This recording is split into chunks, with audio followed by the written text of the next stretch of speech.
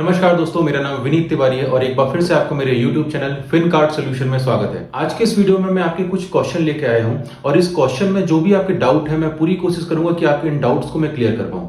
तो हमारे एक व्यूअर थे जिनने हमसे क्वेश्चन पूछा था कि सर आप कई बार बोलते हैं कि लार्ज कैप फंड को एज ए इमरजेंसी फंड भी आप लेके चला करें, लेकिन अगर मार्केट में गिरावट आ जाए तो फिर क्या होगा। तो देखिए, जब भी मैं लार्ज कैप फंड को एज ए इमरजेंसी फंड के लिए बोलता हूं तो देखिए उसका एक सबसे बड़ा रीजन है, इसको आप समझने की कोशिश करिएगा। देखिए, जब भी मैं म्यूचुअल फंड में इन्वेस्टमेंट की बात करता हूं और अगर आप मेरे पुराने वीडियो भी उठा के देख लें तो कभी भी मैंने ये नहीं बोला कि अगर आपके पास कम से कम 5 साल से कम का टाइम हो तो आप इक्विटी फंड में आए। प्योर इक्विटी फंड में मैं हमेशा आने के लिए मना करता हूं अगर आपके पास 3-4 साल का टाइम पीरियड है। और इसका रीजन ही ये है क्योंकि मैं पहले भी बता चुका हूं कि 2-3-4 साल के टाइम पीरियड में इक्विटी मार्केट में वॉलेटिलिटी बहुत ज्यादा होती है, उतार चढ़ाव बहुत ज्यादा होते हैं। और ये सबसे बड़ा रीजन है कि अगर आप मेरे पहले या दूसरे वीडियो से उठा के देख लें तो मैंने आपको बार बार कहा था कि जब भी आप इक्विटी मार्केट में आए तो अपना नजरिया कम से कम 8 से 10 साल का लेके आए। अब यहां पे देखिए बात होता है क्या, जब हम इमरजेंसी फंड की बात करते हैं तो मैं हमेशा से कहते आ रहा हूं कि जब भी आप इमरजेंसी फंड की बात करें और ऐसी जरूरतें जो आपको लग रहा है आने वाले 3 या 4 साल में आने वाली हैं, तो उसके लिए तो मैं बोलता हूं आप भैया पोस्ट ऑफिस की एफडी, बैंक की एफडी या ऐसी जगह पैसे जमा कर दीजिए जहां आपका पैसा सेव हो, जहां आप आसानी से निकाल पाओ। मैं हमेशा से आपको मना करते आ रहा हूं कि 3-4 साल की जरूरतों के लिए आप इक्विटी मार्केट में इन्वेस्ट ना करें। कोई भी कितना भी कह ले, लेकिन प्योर इक्विटी मार्केट में आप इन्वेस्ट ना करें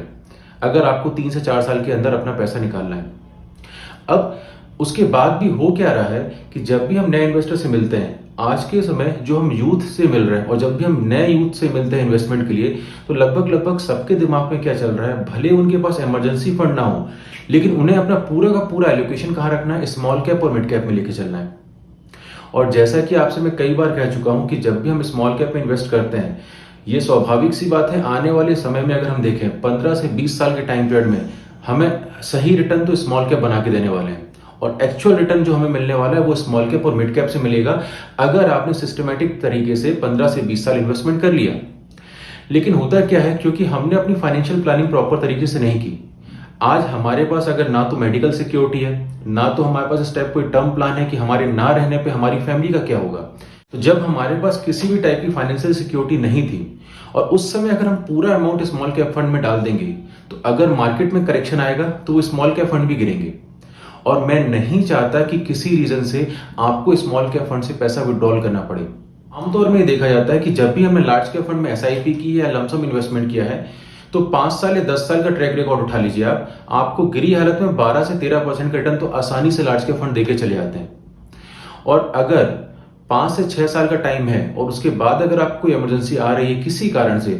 तो ये आपको एक सपोर्ट दे सकते हैं कि भाई अगर आपने पहले से व्यवस्था नहीं की थी, कि अगर आपके पास कोई इमरजेंसी फंड नहीं था, आपकी लायबिलिटी थी लेकिन आप उसमें ध्यान नहीं दे पाए, तो मेरी कोशिश रहती है आपसे कि आप किसी कारण से कोशिश करिए कि आपको स्मॉल कैप और मिड कैप से पैसा ना निकालना पड़े, क्योंकि यही फंड आपको लंबे समय में एक अच्छा रिटर्न बना के देंगे। लेकिन अगर आपने उस इमरजेंसी में पूरा का पूरा फंड विड्रॉल कर लिया तो जो 6, 7, 8 साल में आपने लगातार एसआईपी कर करके मेहनत कर करके जो पैसे जोड़े थे वो पूरी कंपाउंडिंग आप गवा देंगे। तो कंपाउंडिंग का असली बेनिफिट आपको मिल ही नहीं पाएगा। और मैं बार बार कहता हूं, एक बार फिर कह रहा हूं,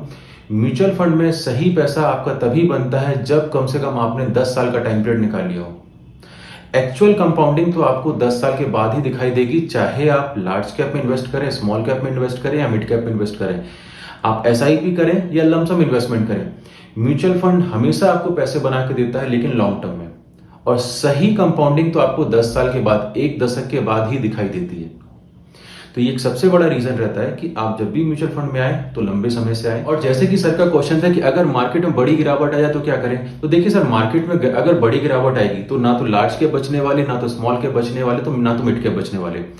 ऐसे में अगर आपको उस समय इमरजेंसी आए और आपको कहीं से फंड की व्यवस्था नहीं हो पा रही और आपको म्यूचुअल फंड ही बेचना पड़े, तो उस समय ना चाहते हुए भी आप अपने फंड बेचते हैं। तो मेरी कोशिश ये रहती है कि आप उस समय भी कोशिश ये करें कि हम लार्ज कैप या जो आपने एक्सपोजर बैलेंस एडवांटेज ऐसे फंड में, हाइब्रिड फंड में लिया होगा, उन फंड से पैसा निकालें। क्योंकि लंबे समय में आप देखिए, जो अगर आप 15 से 20 साल की बात करेंगे तो आपको सही पैसा तो स्मॉल कैप हो गया, मल्टी कैप हो गया या आपका मिड कैप फंड ही बना के देने वाले हैं। और अगर इमरजेंसी में इन फंड से भी आपने पैसा निकाल लिया तो आपकी 7 या 8 साल की मेहनत खराब हो जाएगी। तो देखिए, और बहुत बड़ी इमरजेंसी होगी तो आप पूरा पैसा विड्रॉल करेंगे। आप हो, मैं हूं, कोई भी हो, अगर किसी को भी बड़ी इमरजेंसी आती है फिर हम मार्केट को तो देखते ही नहीं है, हमारे सामने कुछ दिखते ही नहीं है। अगर किसी कारण से कोई बड़ी इमरजेंसी आ रही है तो हमें कुछ दिखेगा नहीं, ये स्वाभाविक सी बात है। इसमें मैं और आप कुछ भी नहीं कर पाएंगे। लेकिन अगर हमारी छोटी मोटी इमरजेंसी आ रही है जिसमें हमें लग रहा है कि पूरा पैसा विड्रॉल की रिक्वायरमेंट नहीं पड़ेगी, तो उस समय मैं चाहता हूं लार्ज कैप में, बैलेंस एडवांटेज में, हाइब्रिड जैसे फंड से पैसा निकाल लें। हो सकता है कुछ लॉस हो आपको गिरावट के कारण, लेकिन उतना भी लॉस नहीं हो जितना आपको स्मॉल कैप और मिड कैप से पैसा निकालने पे हो जाएगा। ये एक सबसे बड़ा रीजन था जिसके कारण मैं बोलता हूं आपसे कि आप अपना 20 से 25% पैसा लार्ज कैप में, बैलेंस एडवांटेज में या किसी टाइप के हाइब्रिड फंड में रखा करें जो कि गिरावट में काम आए। और अगर आपको वीडियो में किसी भी टाइप का डाउट हो तो नीचे कमेंट बॉक्स में कमेंट कर सकते हैं, या तो हमारी मेल आईडी में आप हमें मेल कर सकते हैं। हम पूरी कोशिश करेंगे कि आपके हर मेल का रिस्पॉन्स कर सकें और आपके हर क्वेश्चन का जवाब दे सकें। और अगर आपको वीडियो पसंद आ रही हो तो चैनल को लाइक, सब्सक्राइब और शेयर करना ना भूलें। तो मिलते हैं नेक्स्ट वीडियो में, तब तक के लिए जय हिंद, जय भारत।